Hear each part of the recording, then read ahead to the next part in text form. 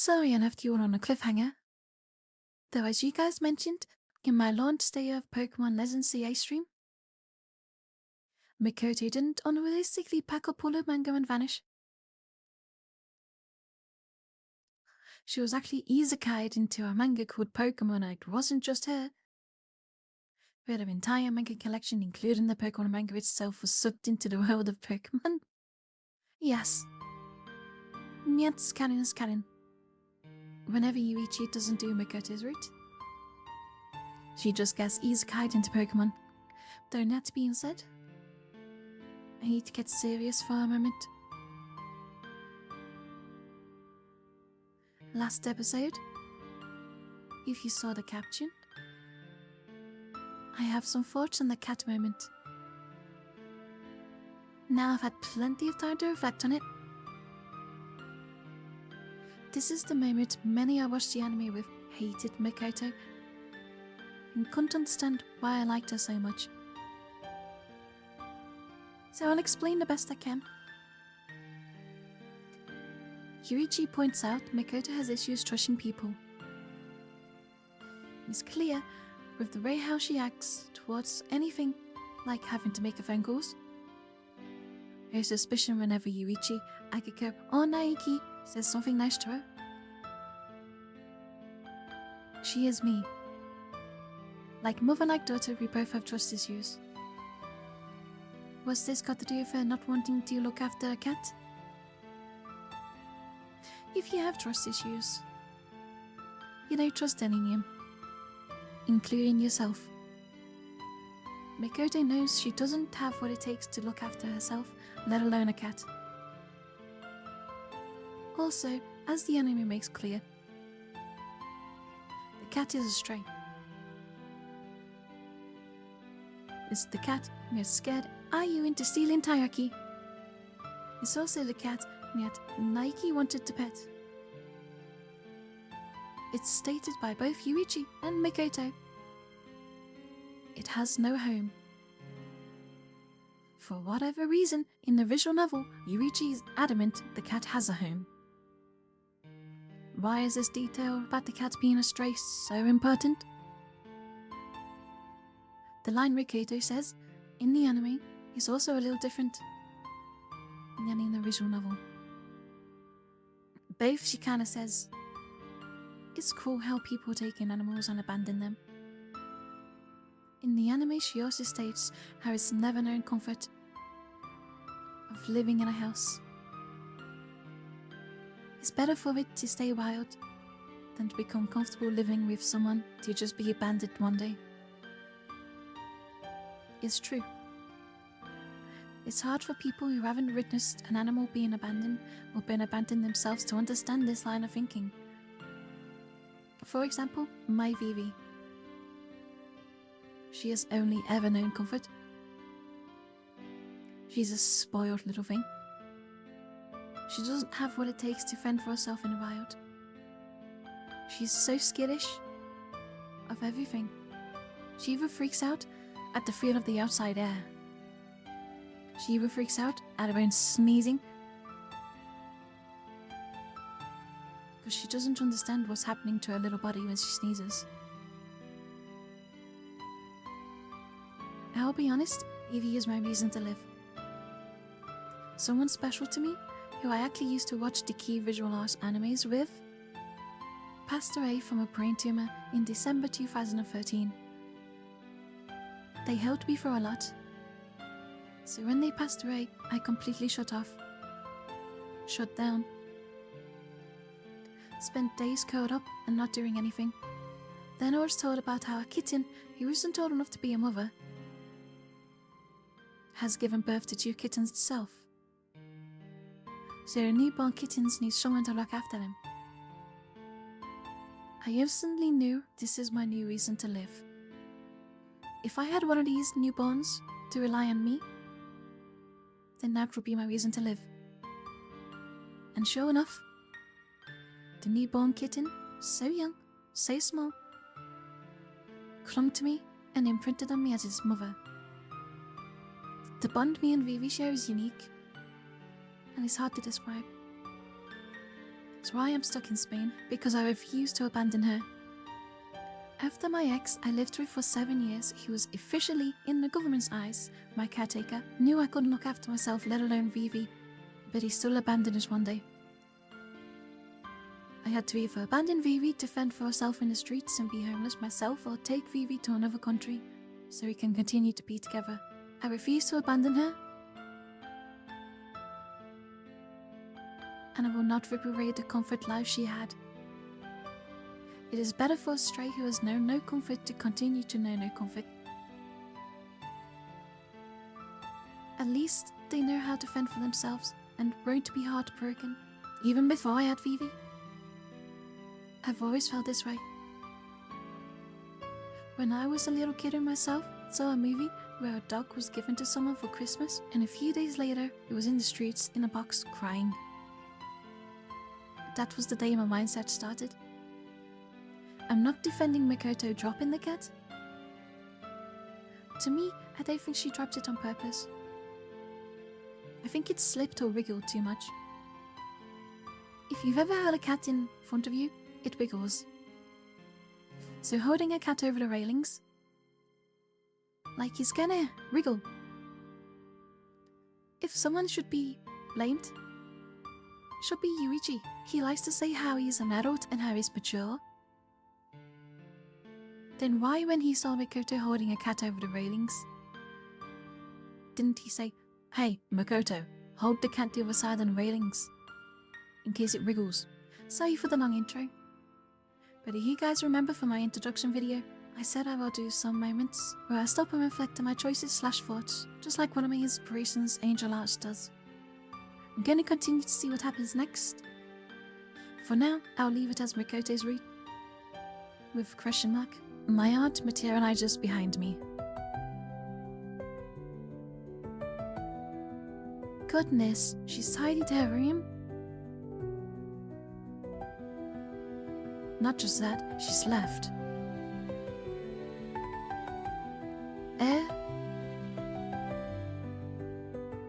Auntie's surprise is such that it briefly displaces her normal expression of calm. Well, I expect she'll come back in time for dinner. The fat little pig. I hope so.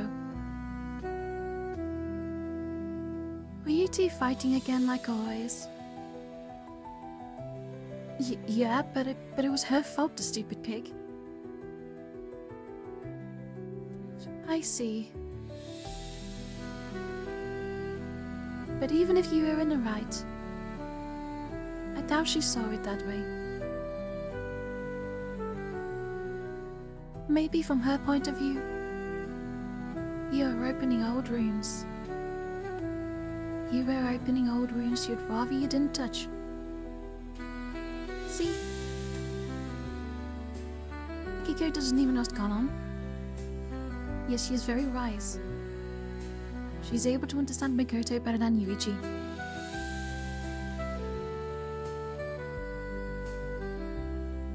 Maybe I was, but if you ask me, that was the only sensible thing to do. Still trying to get used to my Yuichi voice. It's been weeks since I've done it. So I can't remember how I did it. I find it rather hard to sympathize with her impression that animals should be treated like objects. She never said this. Shut up, Yuichi. Well, let's hope she calls at least. And she passed me on the shoulder.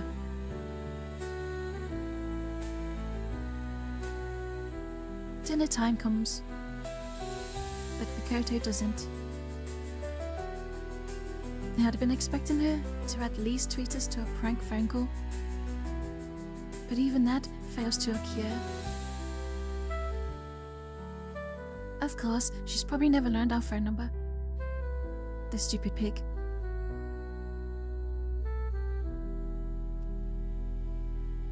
The three of us remain eating slowly. The sight of Makoto's portion covered and set aside. Don't worry. I expect she's just got tired of living here and went home. What home, Yuichi? I thought all along she was lying about having amnesia, a stupid pig.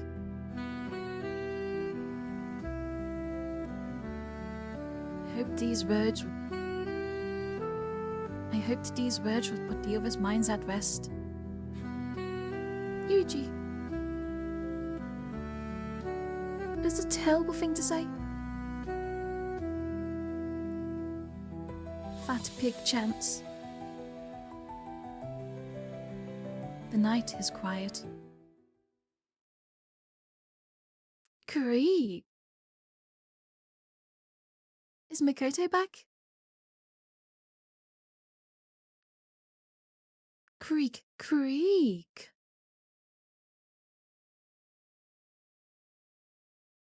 The sound pierces my sensitized ears. Somebody is sneaking down the corridor. Can only be she, the fat little pig.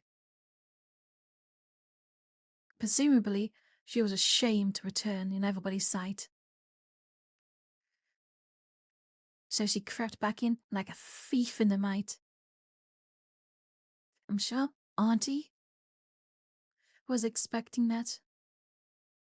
Left the front door unlocked, especially.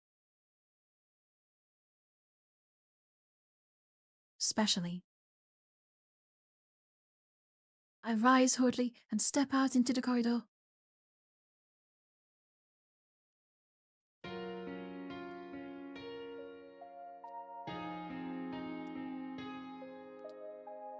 Sorry, did I wake you, Master? Just a half asleep Naoki.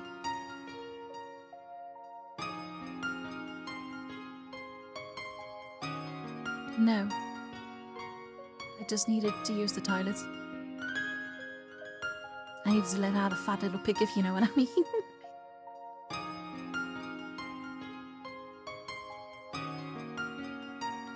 I push her over and head downstairs.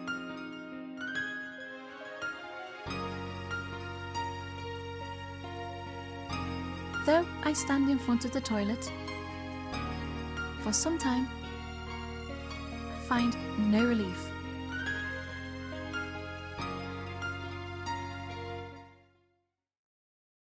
Sunday, January the 17th. I wake to a quiet morning. It's been some time since I slept so well. With the nightly disturbances that had become part of life here.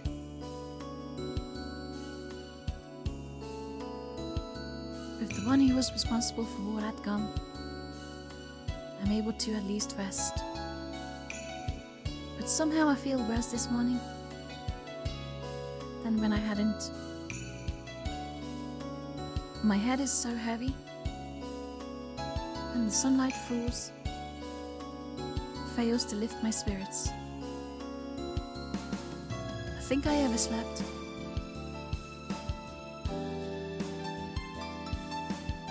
By the time I'm dressed and downstairs, Auntie and Naoki doing the dishes. Breakfast seems to be over already. Good morning, Master. We left you some breakfast. And Naoki pauses as we pass one another and points in the direction of the kitchen. So I go to the table and sit alone and eat alone.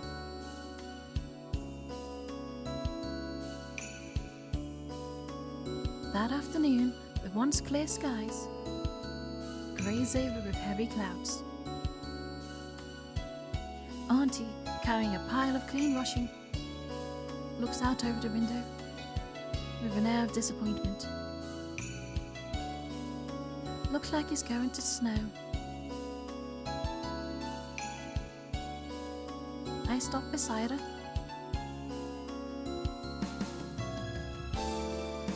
Auntie, you know it snows over time, right? What is it, Yuichi? I'm going out. Okay, make sure you're dressed warmly. I'll try to be back in time for dinner. We'll keep some for you if you're late, you fat little pig.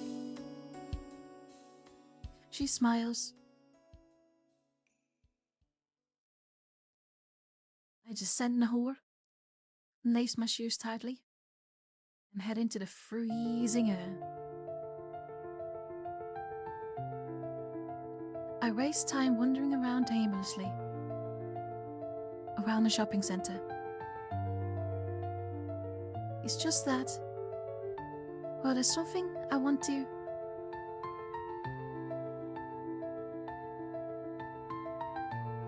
ascertain. Don't know how to say that word. With my own two eyes. I came back to the machines in front of the arcade, again and again, only stopping when I went out to change. Evening comes, long after I've lost count of the number of times I've walked every street, from end to end. And then I see that for which I've been looking for all this time.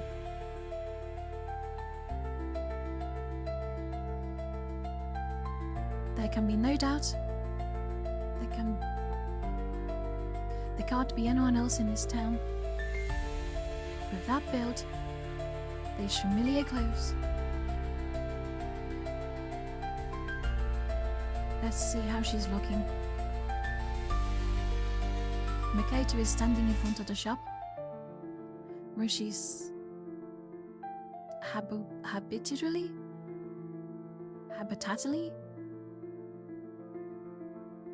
buys her pork buns.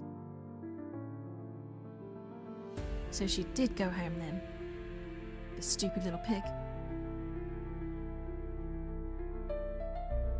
She probably lives quite close to the shops. Or, you know, she's homeless, just wandering the streets.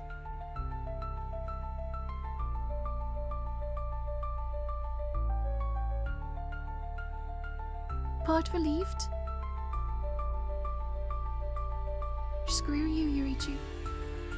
Never going to pick this option. Unless I need to pick it for one of your routes. But never going to pick it. Of course, we're going to watch it for a while.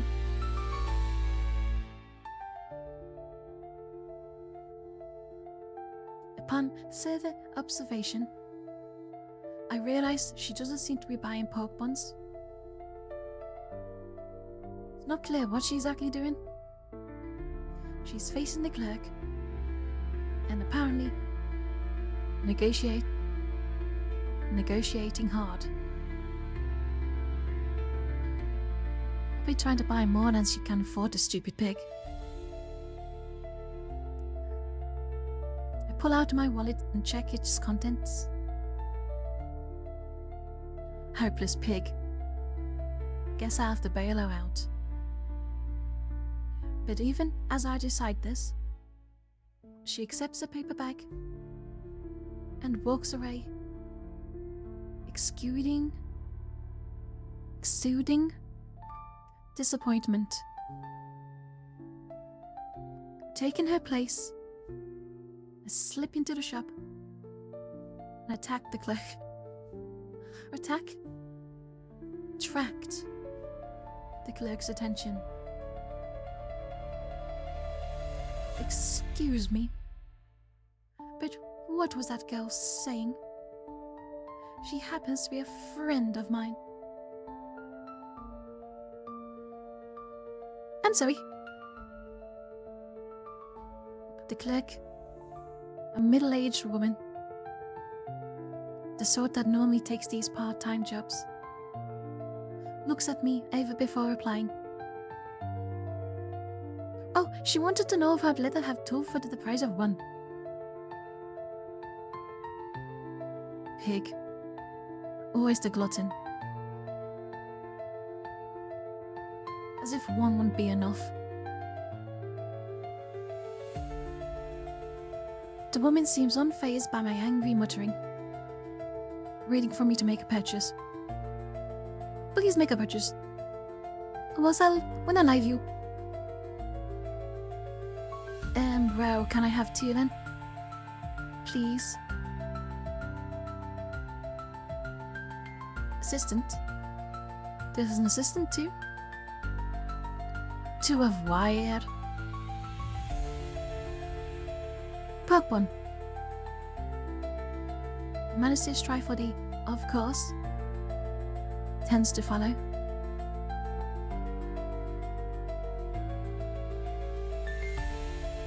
Makoto must live nearby. Kyuichi, you a dumbass. Doesn't take me long to find her again, clutching her paper bag, as though it might escape. Follow her from a discreet distance. I'm not going to alert her to my presence before I know for certain that her memory really has returned. Having come this far, pretty much have to make sure. Besides, I want to be able to provide genuine reassurance to Naiki and my aunt.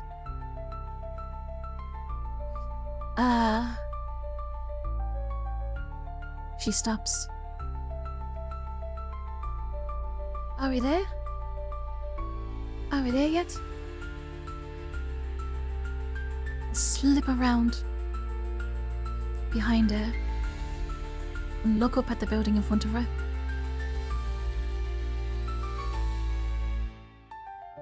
Is this the arcade I spent so much time at earlier? How would you not know if you spent so much time there? A sigh. Oh no. Is this Sprite again? This weird Sprite? Makoto is staring rapidly at a couple of girls using the photo machine in front of it. I lean against the lowered shutter of the shop opposite to keep an eye on her. My stomach rumbles, because I'm a fat little pig. I consider eating the pulp one I'm carrying, but decide I can put up with the discomfort a little longer. These are going to be my goodbye present to Makoto, if she ever makes it home tonight. And with that sorted out, I'll be able to go home to one of Auntie's dinners. Can't wait for that. If only you get a move on, you fat little pig. We wait. And we wait. At last, the girls leave, leaving the area around the arcade silent and empty. Makoto glances left and right, and slides over to the photo machine. She slips in a coin and takes a picture of herself alone. What is she up to now, the stupid pig? As ever, her actions are difficult to comprehend.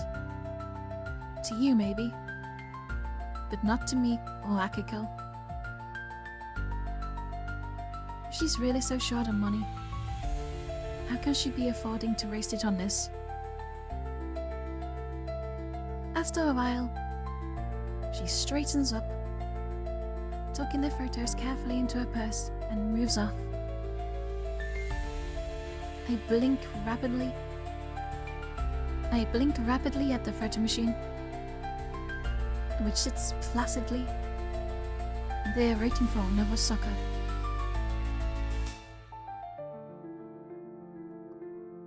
Shaking my head, I turned back to the chase.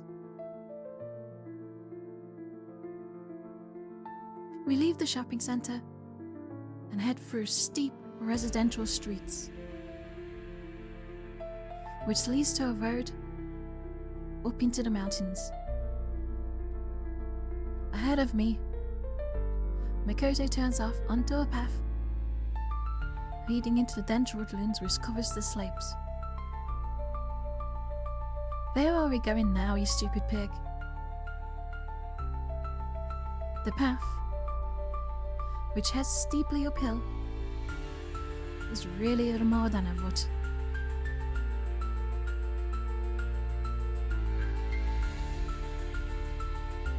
But the unhesitant certainty of which Makoto follows it certainly suggests that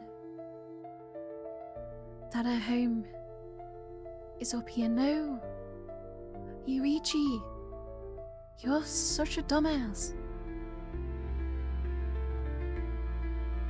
I just find it hard to believe that there are any houses up here. Maybe this is a shortcut, like your brain. Of course, most people consider the effort involved in climbing a mountain makes a detour around it, well, well worth the distance. In it, fam. The ground underfoot, slick with rotten leaves, is an additional worry. Seeing a Makoto far ahead, flat on her face. Whoever brings this home slipped, seem. She must be filthy, falling over in this muck, just like a real pig. Rude though it sounds, can't help laughing at her, as I see her quite obviously going, ow! Sadist Yuichi.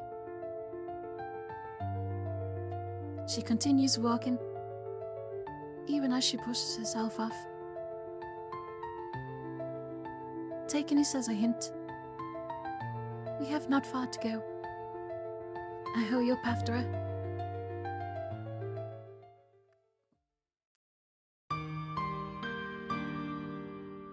This is a pretty picture. Where's all the snow? I emerge into open air. The night sky, infinite and starry, stretches out before my eyes. The effect is as though I were actually suspended in space. Below the horizon, the hillside dips gently down towards the next town. This must be about halfway up the mountain. Behind me is the forested slopes. Behind me, the forested slopes stretch up to the sky. I turn my eyes back ahead. The scene is vaguely familiar. Oh.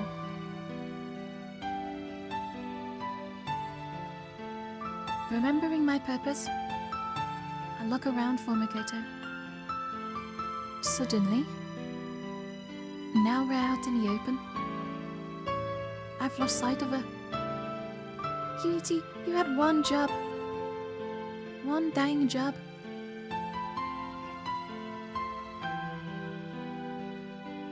Surely she didn't see me following her.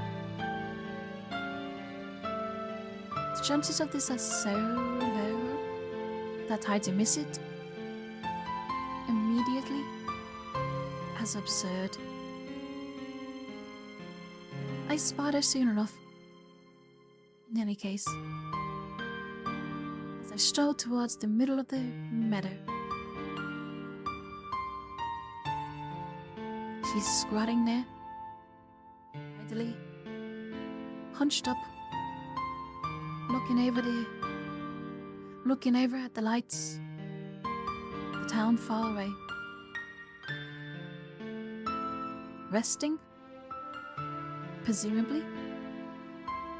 One thing's for sure. Her house isn't here. Because she doesn't have one, you dumbass.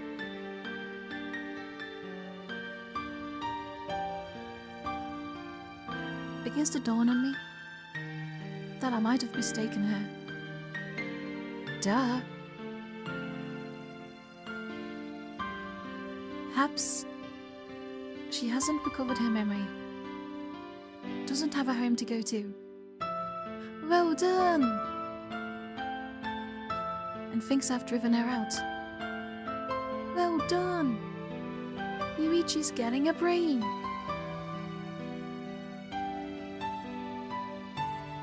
But out here, she's completely exposed to the elements. Surely even someone desperate for somewhere to go would choose better. Although I may not be in position to criticize.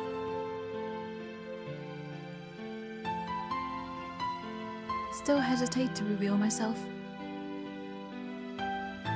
Being rather curious as to what she intends to do with such limited resources.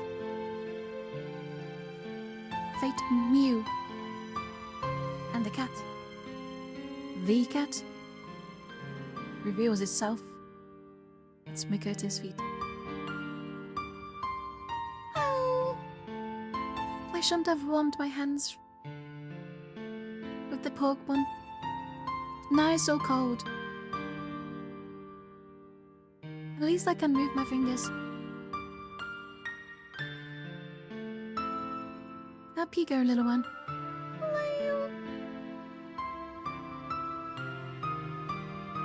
It hops onto her lap. Are you hungry? Sorry, it's cold. You can have half.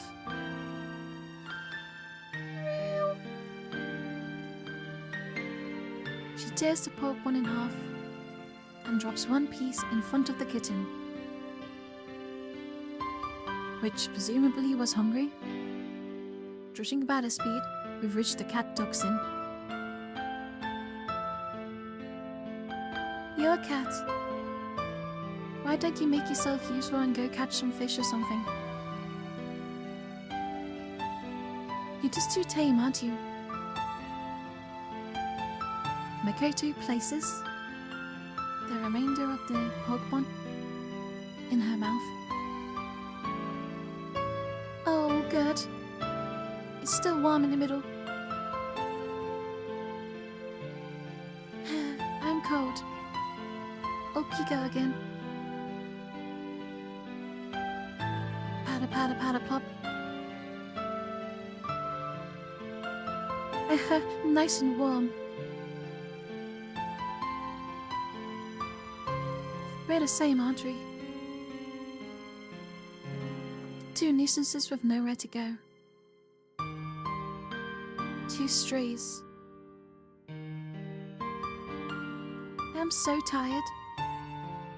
I've spent so long looking for you the last night I barely slept.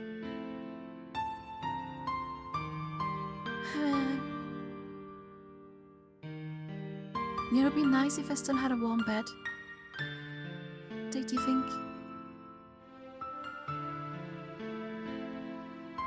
As I watch, Makoto lowers herself onto the snow-dusted meadow. What snow? Curls up and closes her eyes. Her breath, a faint mist in the air. Makoto! Call out to her, but she doesn't notice.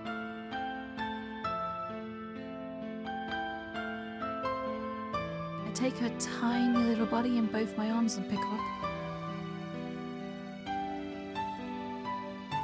You've really got issues, don't you little pig? Sleeping out here in the cold is a good way of making sure you never wake up. So if we picked the other option, she would have been unalived. I'm just glad I found her in time. Come on. We're going home.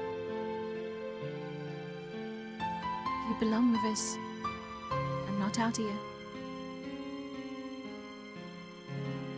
I whispered these words into her chilly cheek.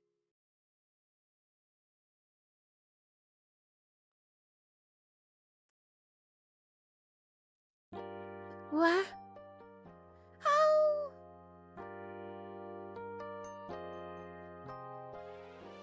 The night is torn apart by a scream. I sit up and sigh. There's only one person who can be making all that noise. They slip vaginally out of my warm bed and pad across the freezing floor.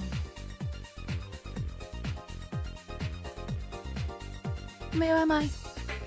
It's dark in here.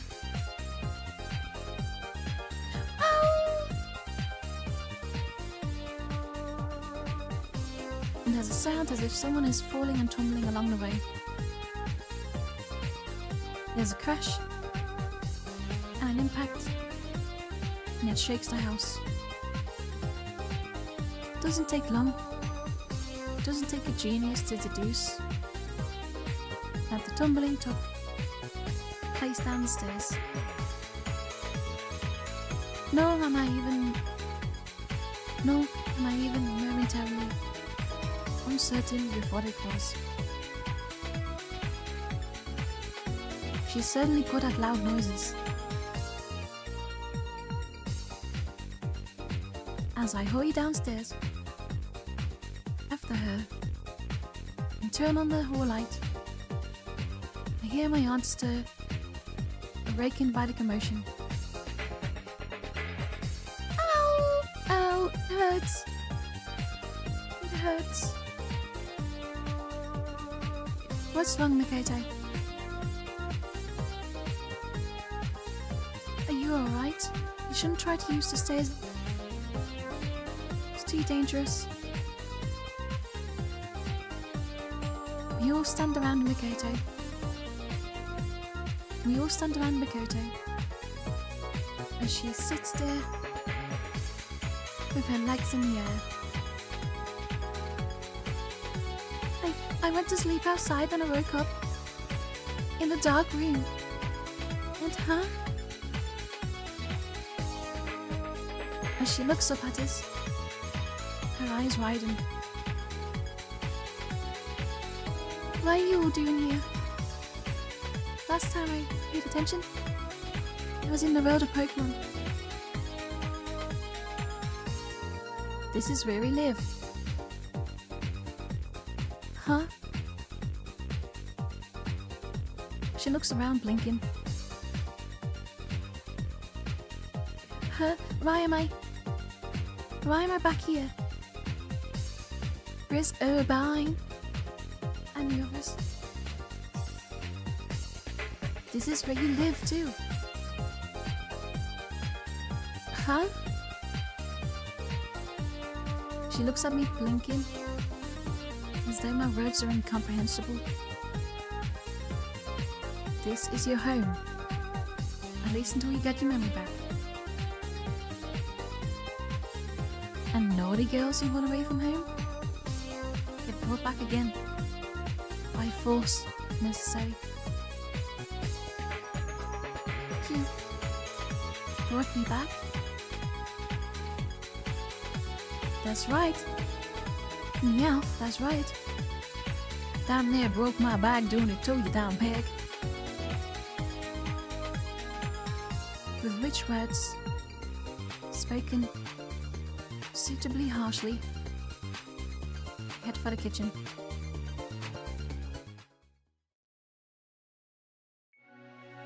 I dumped the Pokemon I bought for her earlier in the steamer and put a stove to heat. On the stove to heat. What are you doing, Yuichi? I just thought I'd reheat a Pokemon. How did that for you? Could you make her something else as well? Her stomach says she hasn't been eating properly. Alright, you fat little pig.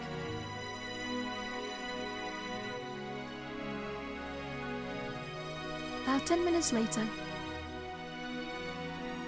we're faced with a quantity of food more suited for a banquet than a late night snack.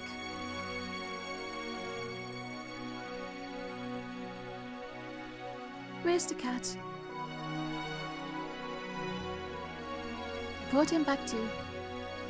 He's asleep in your room. Don't tell Naiki though. Okay. Here, have some Pokemon. I got this especially for you. Really? Are you a demon? Would I be giving it to you over eyes? Come on, eat up, you fat little pig.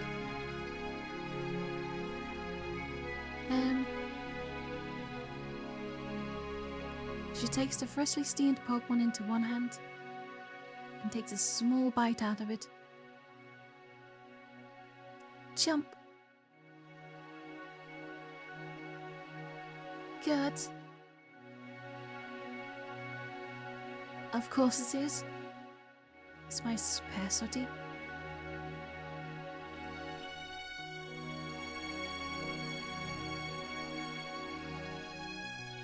The now usual late night meal being over, the others rise to retire.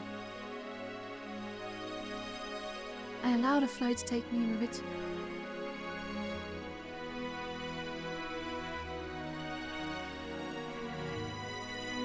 And tomorrow's a Monday. I don't know what I'm doing staying up so late.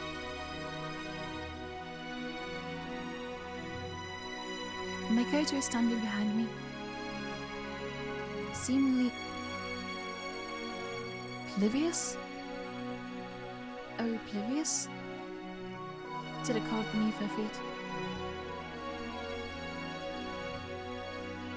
Having you live with me wouldn't be my first choice, but I can cope with it. I give her hair a friendly stroke. To see, give her a head pat.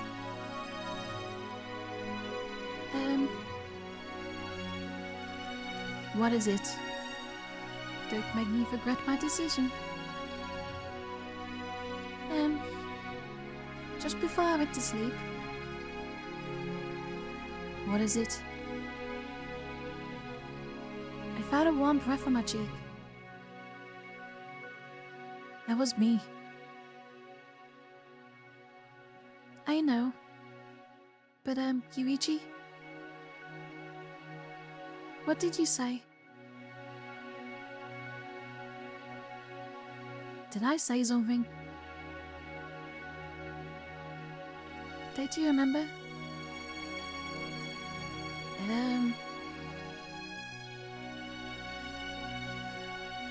Was it, Lord, have mercy on her soul? Lord, have mercy on her soul. Here translates to Namu Amidia Bustu, which roughly means I take refuge in Amadia. Buddha. To cut a very long story short, it's a Jodo Buddhist chant used among other things for the last rites before someone's unalive.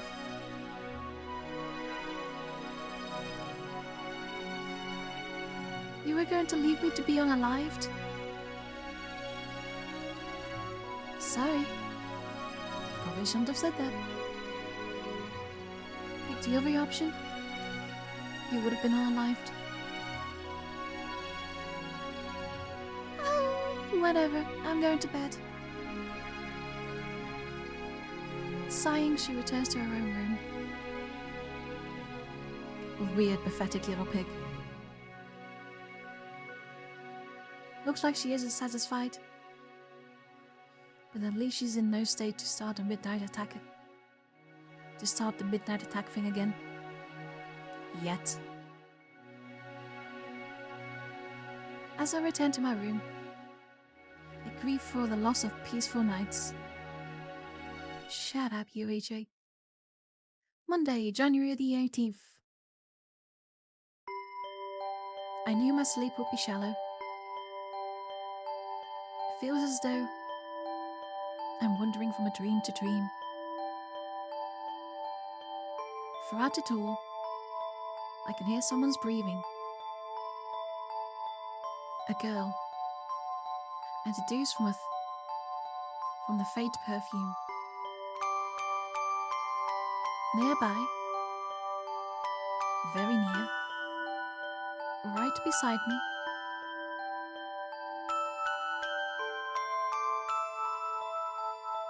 the sensation of being licked just beneath her nose. There it is again. Another dream. It must be another dream. This sort of thing only happens in my dreams. Yuichi, stop having a red dream.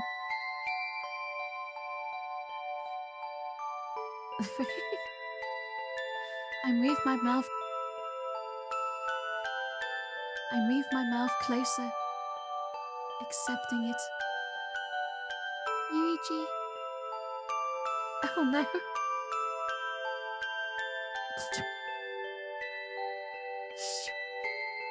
Our tongues meet. What the heck? Me and I know who my companion is. The sensation is so good as to render the crushing meaningless.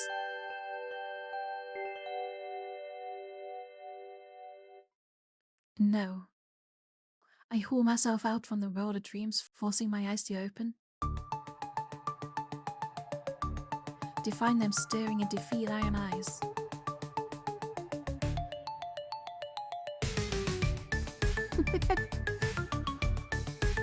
My mouth suddenly feels very dry.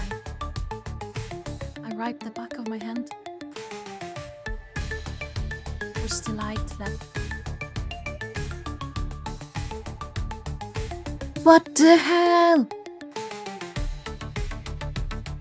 I've been snugging the cat. Makoto! And with that, I'm gonna end the episode here. Thanks everyone for watching. Don't forget to like and subscribe. Comment below another cat. Don't forget to follow me on Twitch for live streams. Don't forget to follow me on Blue Sky for updates.